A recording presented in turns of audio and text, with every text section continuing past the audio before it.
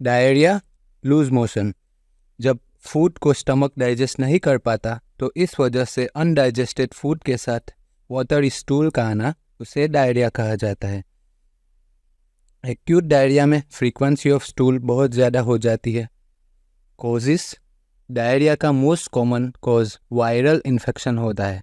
इसके अलावा other causes भी होते हैं जैसे कि बैक्टीरियल इन्फेक्शन, एंटीबायोटिक ड्रग्स का साइड इफ़ेक्ट, कंटामिनेटेड वाटर तथा food, over eating, digestive problem, intestine की एब्जॉर्प्शन कैपेसिटी में कमी हो जाना, डाइजेस्टिव सिस्टम के रिलेटेड कोई डिसीज़ जो कि स्टमक, स्मॉल इंटेस्टाइन तथा कोलोन पर अफेक्ट कर रही हो, या फिर लीवर की डिसीज़ हो।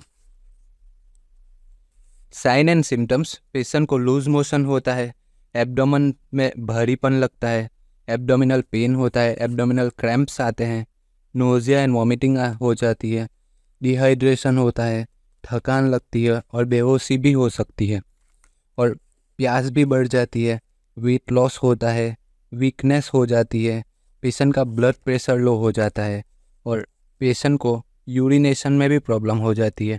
पेशेंट का यूरिन की मात्रा जो होती है वो कम हो जाती है। इंस्ट्रक्शंस, डायरिया में भूलकर भी पेशेंट को दूध नहीं दिया जाता है। सबसे पहले डायरिया के कॉजेस को दूर करने का प्रयास करना चाहिए। एक्यूट डायरिया में फ्रूट जूसेस देने चाहिए।